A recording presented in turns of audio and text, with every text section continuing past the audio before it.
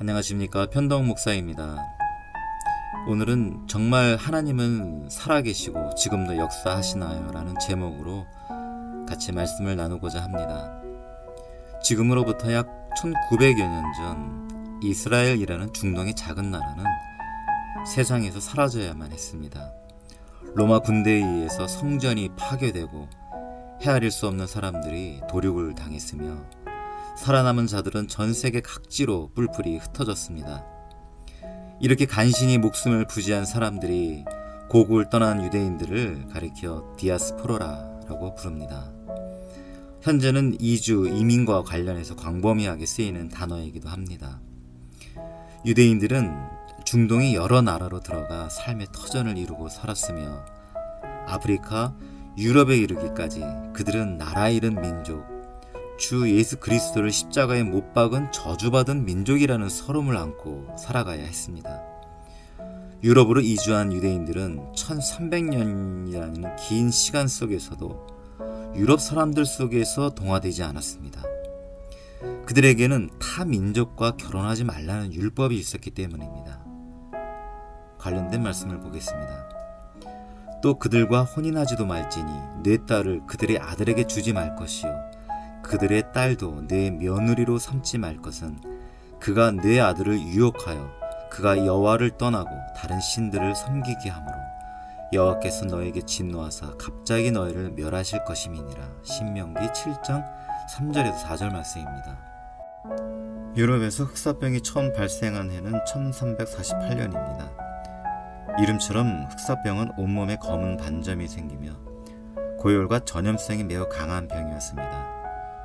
대부분의 사람은 이 병이 걸리면 사망합니다. 이 흑사병은 유럽 인구의 절반에 달하는 2500만 명을 죽음으로 내몰았으며 영국과 프랑스가 치르던 100년 전쟁까지도 중단될 정도였으니 그 피해는 정말 심각한 수준이었습니다. 이러한 현실 속에서 사람들은 과연 신이 존재한다는 말인가 라는 의문을 가지게 되었습니다. 당시 사람들이 신뢰했던 성직자와 교황마저도 이 병에 대해서 손쓸 수가 없었습니다. 그들의 기도가 아무런 효력을 발휘하지 못했던 것입니다. 수를 헤아릴 수 없을 정도로 많은 사람들이 고통받으며 죽어가야 했고 망자에 대해 슬픔과 위로를 나누는 것도 불가능할 정도로 사망과 동시에 화장하거나 묻어야 했으니 말입니다. 이러한 슬픔과 절망은 점점 분노로 표출하게 되었습니다. 그런데 아이러니한 것은 그 분풀이 대상이 다름 아닌 유대인이었습니다. 유대인들은 이상하게도 흑사병에 걸린 사람들이 눈에 띄게 적었던 것입니다. 그들이 비교적 병에서 안전했던 것은 손을 자주 씻는 율법에 대한 순종이었지만 유럽인들은 이러한 사실을 알 수 없었습니다. 레위기 15장을 보면 옷이나 몸과 손을 깨끗이 씻을 것을 자세하게 명령하고 있습니다. 성경의 보급이 전무한 시대에 이러한 율법을 알고 이해할 수 있는 사람은 찾아볼 수 없었던 것입니다. 그리고 하나님께 드린 기도가 아무런 응답이 없다는 것에 대한 납득할 만한 이유가 있어야 했습니다. 그런데 그들의 눈앞에 있는 유대인은 이러한 재앙의 원인이라는 누명을 쉽게 씌우기에 만만한 상대였으며 그들의 눈에 이 가련한 민족은 죄인들이었습니다.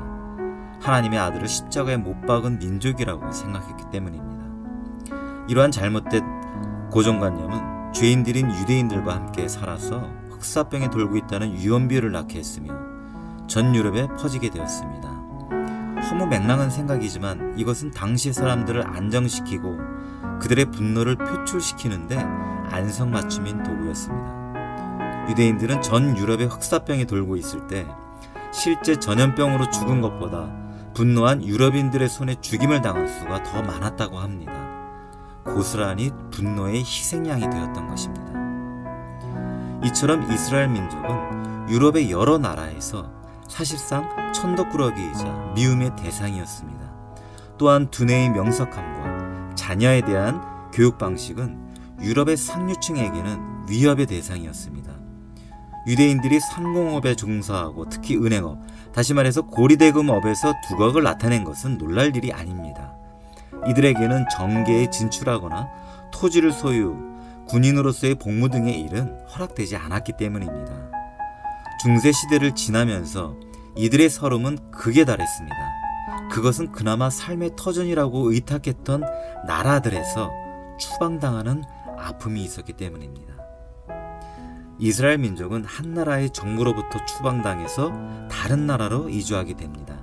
얼마 후 또다시 추방당하는 이러한 서름이 반복되었던 것입니다. 오스트리아, 보헤미아, 이탈리아, 영국, 스페인 등 유럽 각국 지배층이 가지고 있는 유대인에 대한 관점은 필요악이라는 것이었습니다.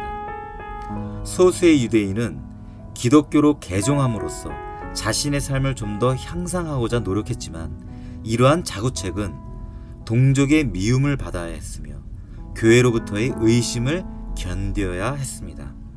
이러한 뼈아픈 역사의 흐름 속에서 과연 유대인들은 하나님께서 자신들을 위한 위대한 일을 계획하시고 역사하고 계시다는 미세한 빛을 보았을까요? 하나님으로부터 받은 조상들의 땅, 그곳으로 돌아갈 수 있다는 소망, 게다가 다윗과 솔로몬이 통치하던 그러한 찬란한 나라를 다시 건국하리라는 꿈을 감히 생각도 하지 못했을 것입니다. 백발의 노인이 자신의 손자에게 들려주는 먼 옛날의 이야기, 언젠가는 이루어질 수 있다는 작은 소망이 곁들인 동화 같은 이야기일 뿐이었습니다. 그러나 세상 그 누구도 상상도 할 수 없던 일이 유대인들에게 이루어졌습니다. 그들이 나라를 건국했기 때문입니다. 2차 세계대전이 끝나면서 유럽과 중동 지역엔 최고의 빅뉴스가 전해졌습니다. 그것은 유대인들이 자신들의 고국, 조상들의 땅인 고토로 귀환하고 있다는 것입니다. 그들은 러시아, 이라크, 미국, 유럽 등 각처에서 하나님이 그들에게 주신 땅으로 다시 돌아왔습니다.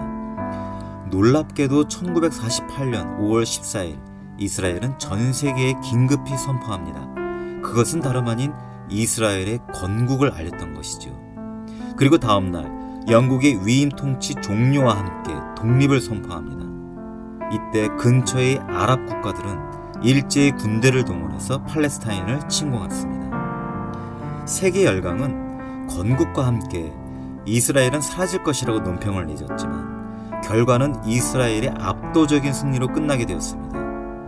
그 후 이스라엘은 여러 번의 중동 전쟁을 치르는 동안 요르단강 서안지구, 시나이 반도, 가자 지구 및 골란 고원을 점령하는 기적을 계속해서 이루어냈습니다. 특히나 1967년에 벌어진 6.1 전쟁은 불가사의한 전쟁이었습니다. 여러 상황으로 볼 때 이집트, 요르단을 포함한 아랍국들의 대규모 총공격은 누구도 이스라엘의 승리를 예감하지 못했습니다. 그러나 또다시 기적같은 승리를 쟁취하게 되었던 것입니다. 이 전쟁으로 그토록 꿈꾸던 예루살렘을 수복했습니다. 1900년 이상을 나라 없이 떠돌던 유대인들이 나라를 건국한 것이 과연 그들의 능력이었을까요? 에스겔이 보았던 마른 뼈로 보이던 민족이 다시 살아난 것이 아니겠습니까? 이것은 하나님의 일하심과 역사하심의 결과였던 것입니다. 말씀을 봅니다. 또 내게 이르시되 인자야, 이 뼈들은 이스라엘 온 족속이라. 그들이 이르기를 우리의 뼈들이 말랐고 우리의 소망이 없어졌으니 우리는 다 멸절되었다 하느니라. 그러므로 너는 대언하여 그들에게 이르기를 주 여호와께서 이같이 말씀하시기를 내 백성들아, 내가 너희 무덤을 열고 너희로 거기에서 나오게 하고 이스라엘 땅으로 들어가게 하리라. 에스겔서 37장 11절에서 12절 말씀입니다.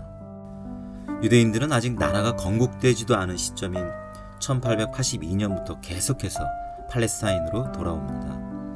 유럽 내에서 증폭되는 반유대주의는 극에 달하고 있었기 때문입니다. 이들은 유럽의 여러 나라들에서 러시아, 이라크, 시리아, 인도, 미국 등 세계 도처에서 조상이 살았던 땅으로 귀환한 것입니다. 지금 이 시간에도 그들의 귀환은 계속되고 있습니다. 말씀을 봅니다. 두려워하지 말라. 내가 너와 함께하여 네 자손을 동쪽에서부터 오게 하며 서쪽에서부터 너를 모을 것이며 내가 북쪽에게 이르기를 내놓아라. 남쪽에게 이르기를 가둬 두지 말라. 내 아들들을 먼 곳에서 이끌며 내 딸들을 땅 끝에서 오게 하며. 이사야서 43장 5절에서 6절 말씀입니다.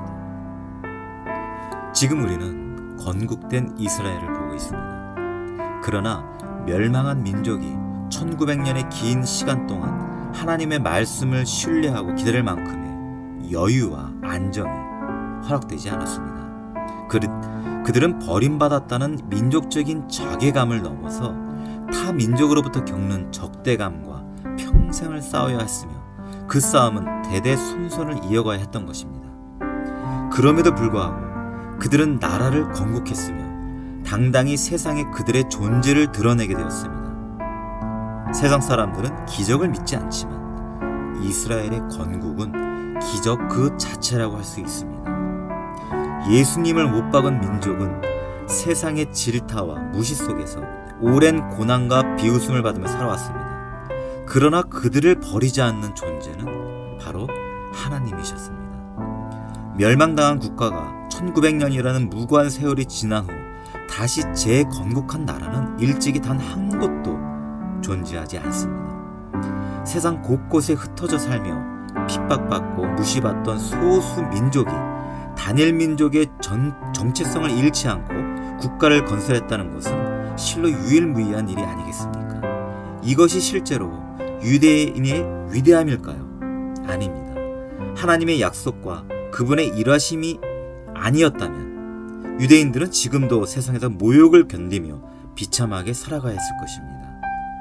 예수님의 부활 이후로 대략적인 이스라엘의 역사에 관해서 말씀드린 이유는 정말 하나님 그분은 지금도 살아계시고 역사하시는가라는 의문과 의구심에 대한 대답입니다. 이스라엘은 하나님께서 인류를 그대로 방치하시는 분이 아닌 다스리시고 계획하시는 분이라는 직접적인 증거라고 볼 수 있기 때문입니다. 당장 우리의 눈으로 보이는 세상은 불합리와 온갖 악으로 꽉 차 보입니다. 이유는 인간의 탐욕과 타락된 본성이 매우 강하게 드러나기 때문이죠. 그러나 그러한 악조건 속에서도 세상은 창조주의 계획하심을 역행하지 못합니다. 결국 세상은 변화되고 하나님을 아는 지식과 아름다운 선으로 충만하게 될 것이기 때문입니다. 여러분, 하나님께서는 살아계십니다. 지금도 온 세상을 경영하시고 그분의 뜻대로 흘러가고 있습니다. 다만 우리의 눈에는 보이지 않을 뿐입니다. 주님의 말씀을 봅니다.